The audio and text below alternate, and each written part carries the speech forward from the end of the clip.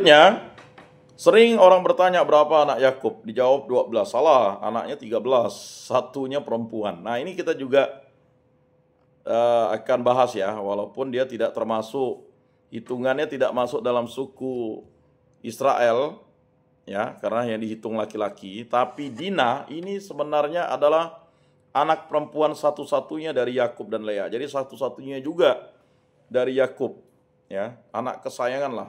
Jadi Dina merupakan saudara dari 6 saudara laki-laki yang lebih tua. Jadi dia anak ketujuh. Ya, abangnya Ruben, Simeon, Lewi, Yehuda, ya kan. Ya, kemudian Isakar dan Jebulon, ya kan. Nah, Ruben anak pertama, Simeon kedua, Lewi ketiga, Yehuda keempat. Nah, kalau Isakar itu yang ke-9, ke-10. Kalau hitungan berdasarkan jumlah anak ya. Dan dia ini sebenarnya anak ke-11. Ya. Jadi meskipun Dina tidak memiliki banyak kisah langsung dalam Alkitab, peristiwa yang melibatkan dirinya cukup penting dan memberi dampak besar dalam sejarah bangsa Israel. Nah, kita lihat bagaimana ya. Dina lahir setelah kelahiran 6 anak laki-laki dari Lea. Jadi dia anak ketujuh. Dalam Kejadian 30 ayat 21 disebutkan bahwa setelah Lea melahirkan anaknya yang ke-6, Dina lahir sebagai anak perempuan satu-satunya dari Yakub dan Lea. Peristiwa dengan Sikem, ini ya, kisah yang paling terkenal tentang Dina adalah peristiwa yang melibatkan dirinya dengan Sikem atau Sihem, anak dari Hamor, orang Hewi, seorang pemimpin kota Sikem, ya. Dalam Kejadian 34 diceritakan bahwa Dina pergi keluar untuk mengunjungi wanita-wanita di kota itu. Jadi dia ya sosialita lah, ya. Jadi jangan pikir zaman dulu itu orang tidak saling mengunjungi ya. Jadi sebagai dia punya teman di kota lain, ya wajar dong dia jalan-jalan kan. Healing, ya jalan. Tetapi naasnya ya, di sana Sikem atau Sihem melihat Dina, lalu ia merenggutnya dan memperkosanya. Ini kacaunya Sikem ini. Melihat ada anak gadis cantik ya, langsung karena dia merasa Dina ini sama seperti perempuan lain di kotanya. Nggak tahu ini rupanya anak Yakub. Nah, setelah dia melakukan itu, lalu jatuh cinta si Hem itu dengan Dina dan ingin menikahinya. Jadi Sikem kemudian meminta ayahnya Hamor untuk pergi kepada Yakub dan memintanya untuk memberikan Dina sebagai istrinya. Nah, Yakub mendengar tentang kejadian itu namun dia tidak segera bertindak. Nah, ini ya, dalam perjanjian lama sudah dijelaskan. Mengawinkan orang bukan karena dasar cinta tapi perkosaan itu memang butuh analisa. Jadi Yakub juga harus menganalisa ini. Kok dia cinta, ngapa dia perkosa gitu Pak. Kalau cinta tuh dia tidak akan perkosa dulu, dia akan lamar dulu. Ini bejat ini, moralnya tidak benar ini. Itu menurut analisa Yakub. Maka dia tidak segera bertindak gitu. Mungkin kalau kejadian itu di tempat-tempat kita langsung, nah ini fatal sebenarnya. Orang menikah tanpa dasar cinta. Akibat dasar pelet, santet, atau guna-guna, atau perkosaan. Nah, tidak bisa. Karena ya itu fatal.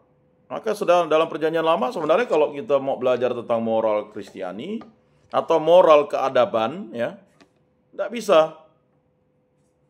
Orang menikah karena dibuntingi dulu, itu tidak bisa sebenarnya.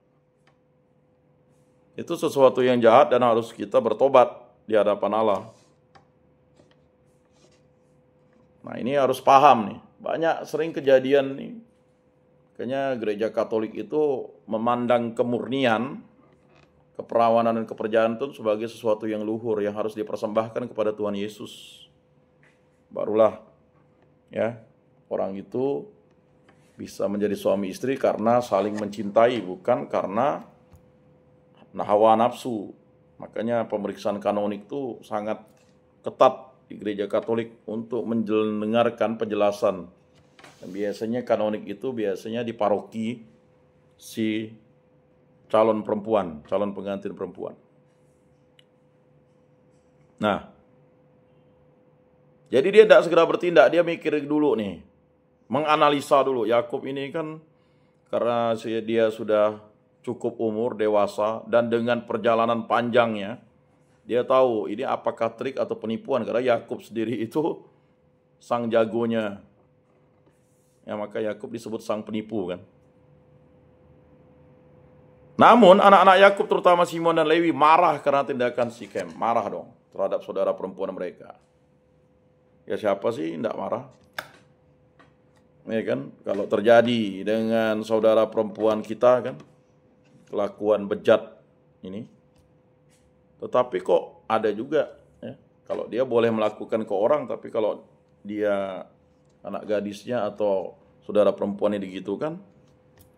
Nah, tapi karena Simeon dan Lewi tahu ya bahwa ini adalah suatu kebejatan moral, mereka merencanakan balas dendam dan atas nama pembelaan kehormatan keluarga, mereka membujuk orang-orang Sikem untuk disunat sebagai syarat pernikahan. Jadi mereka lah yang membuat syarat itu, bukan bapaknya Yakub. Kalau bapaknya Yakub sebenarnya masih menganalisa dan mempertimbangkan hal yang terbaik untuk anaknya Dina. Pada hari ketiga setelah sunat, ketika orang-orang Sikem masih dalam keadaan lemah. Jadi sunat itu ya zaman dulu buat orang lemah. Simeon dan Lewi menyerang kota itu dan membunuh semua pria di sana termasuk Sikem dan ayahnya Hamor. Jadi Simeon dan Lewi ini ya betul-betul garang ya. Mereka membawa Dinah keluar dari rumah Sikem dan kembali ke kem keluarga mereka. Jadi Dinah itu sebenarnya setelah diperkosa, ditawan, jatuh cinta Sikem. Cuman Sikem maunya ayahnya melamar dia. Ini kan salah sebenarnya menurut tradisi. Ini makanya kalau kita lihat waktu di Sandra, orang-orang prajurit-prajurit Israel itu di Sandra oleh Hamas itu, mereka tetap nunggu. Mereka gempur terus sampai mereka dapatkan di mana. Dia tidak peduli mau hidup atau mati, tetap dia harus ya mendapatkan itu walaupun dia berkorban jiwa. Ini memang salah satu karakter dari suku Israel. Ya. Makanya kalau Anda ingin mengerti, memahami, ya, perdalamilah kitab suci. Oh, begini rupanya. Ya memang ini terjadi dengan si Dinah kan. Kejadian 34 ayat 1 sampai 31. Ya. Apa yang terjadi? Yakub sangat marah atas tindakan anak-anaknya Simeon dan Lewi karena mereka membunuh orang-orang Sikem dan menyebabkan ketegangan dengan bangsa-bangsa tetangga. Sebenarnya oke lah. Ya, Yakub ini khawatir karena dia harus menjaga keluarganya. Kekuatan kita tidak siap. Nanti kalau kita melakukan hal yang paling fatal ini, paling bejat ini apa? Dampaknya bagi keluarga. Karena Yakub harus ya melindungi 4 istrinya, ya kan, 13 anaknya, ya, dan mungkin sudah punya banyak pegawai dan sebagainya. Maka dia sangat marah dengan Simeon dan Lewi ini. Ini tindakan paling bodoh, konyol. Banyak kita melakukan tindakan bodoh dan konyol. Disuruh bertobat ke gereja, ya malah ngobat, malah madat, malah narkoba. Disuruh ke gereja malah mabuk. Ya. Disuruh rajin berdoa malah rajin negak botol. Nah, itu tindakan bodoh dan konyol. Nah, ini maksud Yakub. Yakub mengingatkan ya, khawatir kalau tindakan ini akan menjadi sasaran balasan dari suku-suku yang lebih besar di sekitar mereka. Oke lah si suku Sikem itu ya kecil, tapi suku yang lain kan. Lalu Yakub mengingatkan anak-anaknya bahwa mereka telah menodai keluarga mereka dan bahwa mereka harus bertobat. Ya. Jadi Yakub itu sudah sangat bijaksana. Tidak mungkin mata ganti mata kan. Dinah diperkosa lalu orang dibunuh. Tidak. Sebenarnya Yakub itu sudah melaksanakan hukum cinta kasih, tetapi anaknya tidak. Dia masih hukum kisos atau hukum balas dendam yang berat. Ya. Jadi makanya anaknya harus bertobat. Ya, selain Ruben tadi yang sudah bejat moralnya, ya, ini ada Simeon dan Lewi nih lagi nih yang membunuh orang. Setelah peristiwa ini Dina tidak lagi disebutkan dalam bagian Alkitab lainnya. Jadi tidak ada catatan mengenai apakah Dina akhirnya menikah atau bagaimana kehidupannya setelah itu. Karena memang ya tidak mungkin semua yang dituliskan, tapi kita tahu bahwa pembalasan dendam yang bukan dengan cinta kasih akibatnya ya fatal. Bunuh balas bunuh ya, tidak akan bisa menyelesaikan masalah. Kalau film India kan bunuh balas bunuh. Ya kan? Nah, itu film India, film. Tapi kalau kita ya, kita harus mengampuni. Memang berat mengampuni itu. Kata-kata sih gampang. Sekarang jawab Bapak mengampuni mana? Berat. Apalagi kalau bapak-bapak difitnah, dikriminalisasi, dijadikan playing victim, dijadikan ya semacam tumbal kejahatan orang lain ya, sulit memang. Karena itu butuh cinta kasih dari Yesus dan bimbingan Roh Kudus. Kalau kita tidak dibimbing Roh Kudus ya susah.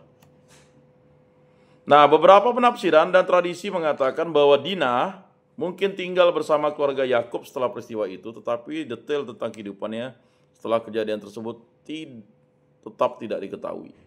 Mengapa? Karena pasti Dina akan trauma berat. Untuk menikah mungkin tidak mau lagi dia. Ya siapa sih yang mau menikahi orang diperkosa? Makanya terkadang saya sangat sedih sekali, misalnya di lapas anak itu ada kejadian ya di suatu dusun kampung, seorang anak ya kan melakukan perkosaan, percabulan terhadap anak yang masih umur ya 6, 7, 8 tahun, 7 orang lagi korbannya. Ini gimana nih masa depan? Trauma berat untuk menikah. Karena apa tadi? Ya. Orang yang diperkosa itu kan dia kan akan trauma berat. Karena dia tidak mempercayai lagi ya, sesuatu yang bisa melindunginya. Nah, ini makanya bapak-bapak, saudara-saudara sadari itu. Makanya Simeon dan Lewi yang membalaskan balas dendam ini kan merasa tahu bahwa nanti Dina tuh tidak akan ada yang mau mengawininya. Tapi karena udah kelewat emosi ya susah kan. Karena mungkin Sikem memang mau mengawininya tetapi tidak sampai ke telinga Simeon dan Lewi kan. Nah, jadi kisah Dina memberikan beberapa pelajaran penting, kehormatan keluarga. Tindakan Simeon dan Lewi dalam membela kehormatan saudara perempuan mereka menunjukkan pentingnya kehormatan keluarga dalam budaya saat itu. Jadi sampai kayak gitu kan, ya Simeon dan Lewi harus bertindak sebagai saudara kandung. Namun cara mereka menanggapi ketidakadilan itu dengan kekerasan menggambarkan bahaya dari tindakan balas dendam yang berlebihan. Ya, karena mereka sudah hidup di dunia yang ada hukumnya, seharusnya bisa diselesaikan. Dan juga sebenarnya, ya itu tadi, Sikem jatuh cinta ya. Ada kata cinta, tapi, nah fatal. Harusnya Sikem jatuh cinta dulu, baru mereka berhubungan badan. Ini enggak, diperkosa dulu, baru dia jatuh cinta. Memang agak ironis nih. Gimana nih ceritanya nih? Ya. Nah inilah fakta kitab suci. Jadi kitab suci itu tidak pernah menyembunyikan fakta-fakta, tetapi menyebutkan fakta itu karena untuk menggambarkan bagaimana Allah mencintai manusia dan manusia itu sering mengingkari cinta Allah itu, dan manusia itu akhirnya merusak cinta Allah itu dengan dendam, kesumat. Keadilan dan balas dendam. Peristiwa ini juga menunjukkan perbedaan antara balas dendam pribadi dan pembelaan yang benar. Yakub tidak menyetujui kekerasan yang dilakukan oleh anak-anaknya meskipun mereka merasa bahwa kehormatan Dina telah ternoda. Ya sebagai seorang ayah dia yang paling hancur. Tidak bisa melindungi anaknya perempuan ya. Sama seperti kita sebagai seorang bapak. Kalau terjadi kan paling hancur lah. Sebagai seorang ibu ya paling hancur. Nah makanya jangan memperkosa, maka jangan berzina. Kalau tidak ingin ya itu kejadian itu dan sebagainya. Kemudian kedudukan perempuan dalam budaya itu. Dinah sebagai satu-satunya anak perempuan dari Yakub menjadi simbol penting dalam kisah ini yang menyoroti bagaimana perempuan diperlakukan dalam masyarakat tersebut. Jadi Simeon dan Lewi ini ya tidak mau, walaupun dia ini perempuan, ya tetap harus dibela sampai titik darah penghabisan.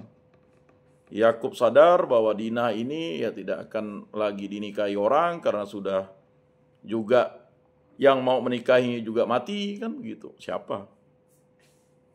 Dinah adalah korban dalam kisah ini dan dampak dari tindakan tersebut menunjukkan ketidakadilan yang dialami oleh perempuan dalam banyak budaya kuno. Tetapi saudara-saudaranya menegakkan itu. Jadi ya main perkosa saja baru mau dikawini, ya tidak bisa begitu. Jadi mungkin budaya di sana begitu.